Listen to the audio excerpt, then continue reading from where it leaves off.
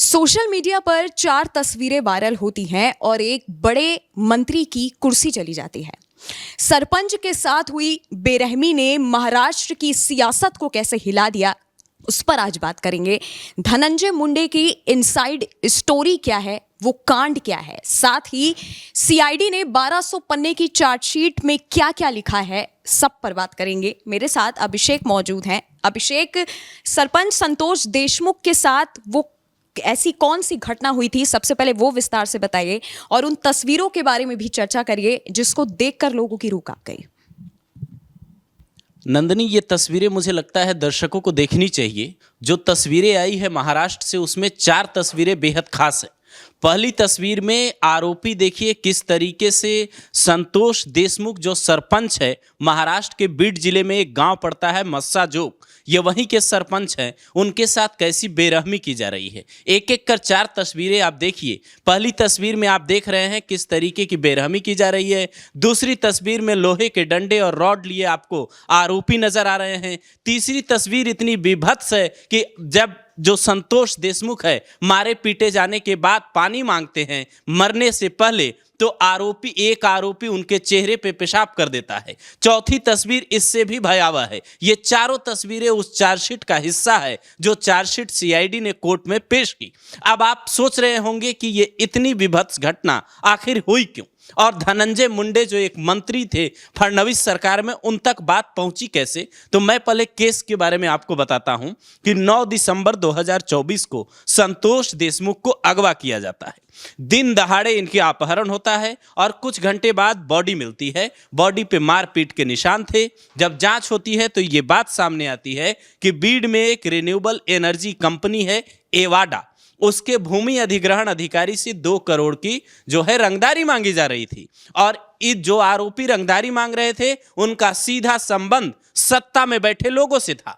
6 सितंबर को इन्हीं आरोपियों से बहस हुई थी इनकी, और उसके बाद ये आरोपी उनको उठाते हैं और इनके साथ जो है क्रूरता करते हैं। मुझे लगता है एक बार वो 1200 पन्ने की चार्जशीट का जो है एक बार जिक्र कर लेना चाहिए अभिषेक, जो इस समय सोशल मीडिया में सुर्खियों की वजह बनी हुई है। आगे वीडियो में आपको ये भी बताएंगे कि आखिरकार इस पूरे केस के बारे में जो है लोगों को और पुलिस को पता कैसे चला था। नंदनी, जिस चार्जशीट की बात हम लोग कर रहे हैं 1200 पन्नों की, वो 27 फरवरी को चार्जशीट दाखिल हुई है। अब लोग कहेंगे कि ये केस अभी क्यों उछला, तो इस्तीफा दरअसल धनंजय मुंडे ने अब दिया है, वो भी तमाम मीटिंग के बाद। इस्तीफे की इनसाइड स्टोरी पे मैं आऊंगा, लेकिन जो चार्जशीट में बातें लिखी है उसमें जो सीआईडी के अधिकारी हैं वो लिखते हैं कि आरोपियों ने जो है संतोष देशमुख को लोहे की रॉड, डंडों और जंजीरों से पीटा, उनके कपड़े तक फाड़ दिए, गाड़ी से बांधकर घसीटा गया, मरने की कगार पर थे तो पानी मांगा, आरोपियों ने चेहरे पर पेशाब कर दिया। ये जब चार्जशीट पेश हुई तो ये जो तस्वीरें दर्शकों को हमने दिखाई, ये 2-3 दिन बाद सोशल मीडिया पे वायरल होती है। और इन्हीं तस्वीरों के आधार पे जब ये जांच होती है तो धनंजय मुंडे तक बात पहुंचती है, अजीत पवार तक बात पहुंचती है, और फिर इस्तीफे की मांग जो है जोर पकड़ने लगती है। बिल्कुल, हालांकि जिस तरह से आपने इस्तीफे की बात कही धनंजय मुंडे की, आपको बताऊं कि सोमवार को जब देवेंद्र फडणवीस ने मीटिंग की सभी वरिष्ठ नेताओं के साथ, उसमें धनंजय मुंडे भी थे, तब जाकर के उनके इस्तीफे की मांग हुई। हालांकि विपक्ष लगातार जो है धनंजय मुंडे की इस्तीफे की मांग कर रहा था। इसके बाद इस पूरे केस के खुलने के बाद देवेंद्र फडणवीस का बयान भी सामने आया, जिसमें उन्होंने कहा कि मैंने उनका इस्तीफा जो है स्वीकार कर लिया है और उन्होंने अपने सभी पदों से जो है इस्तीफा दे दिया है। अभिषेक, एक मंत्री तक कोई पुलिस जांच के लिए जाए, बहुत बड़ी बात होती है। एक मंत्री तक कैसे जांच की आज चली गई? ये कहानी दरअसल नंदिनी, इसको समझने के लिए पूरी टाइमलाइन देखनी होगी। इसकी जो केस है उसकी टाइमलाइन जब आप देखेंगे तो आपको लगेगा कि 9 दिसंबर को घटना हुई, 10 दिसंबर को 2 आरोपी गिरफ्तार किए जाते हैं। जिस दिन बॉडी मिली थी उसी दिन 6 लोगों पे मुकदमा होता है।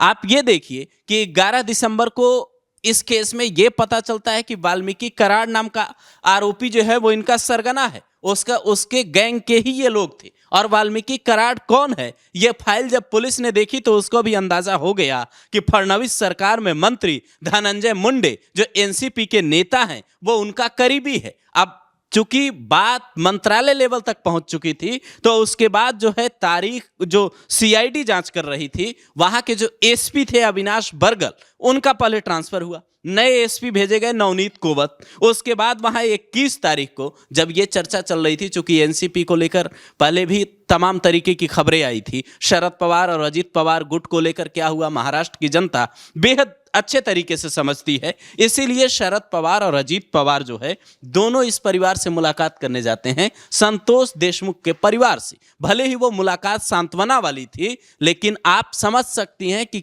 जब नाम उछलता है तो उसके बाद क्या क्या कहानियां गढ़ी जाती हैं। शरद पवार ने बाकायदा महाराष्ट्र के मुख्यमंत्री को चिट्ठी भी लिखी और कहा देवेंद्र फडणवीस को कि आरोपियों पे एक्शन होना चाहिए। उसी दौरान जो है जो वाल्मीकि कराड जिसका नाम है, वो सीआईडी के सामने दिसंबर के आखिरी में सरेंडर करता है और एक बार फिर धनंजय मुंडे के इस्तीफे की मांग होने लगती है। लेकिन अब तक सब कुछ सामान्य चल रहा था नंदिनी। इसके बाद जो कहानी खुलती है वो 7 तारीख को जब संतोष देशमुख का परिवार जो है वो फडणवीस सीएम से मिलता है, सीएम फडणवीस से मिलता है, और फिर ये बात मीडिया में भी आती है कि संतोष देशमुख जो था वो सिर्फ एक सरपंच नहीं बल्कि बूथ लेवल पे बीजेपी के कार्यकर्ता भी थे।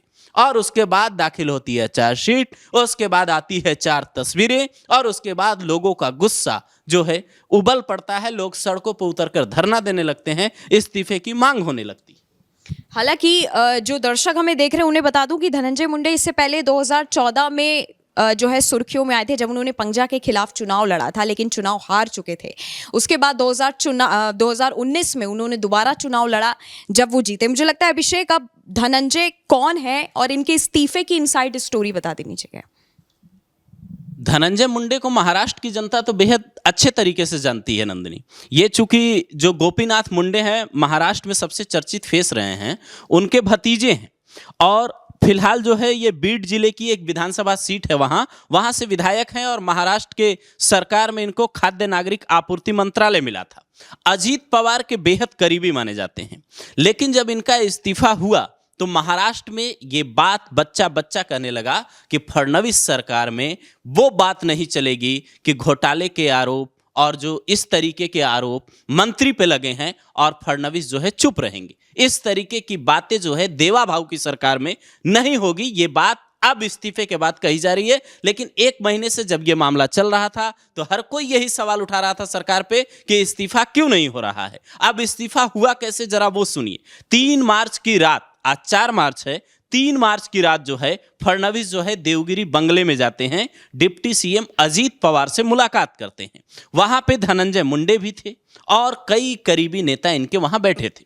करीब 2 घंटे तक बैठक चलती है। वहां मौजूद सूत्र ये बताते हैं कि करीब 10:40 पे रात में देवेंद्र फडणवीस बैठक से बाहर निकले और उसके बाद फडणवीस ने ये बात अंदर मीटिंग में कही थी कि इनको इस्तीफा देना ही होगा। जो 4 तस्वीरें आई थी उसने लोगों का गुस्सा जो है बढ़ा दिया था, और उसके बाद आपने देखा कि अगले ही दिन अपने आप उन्होंने खुद ही इस्तीफा दे दिया। और अब आगे क्या कार्रवाई होती है इस पे सबकी नजरें बनी।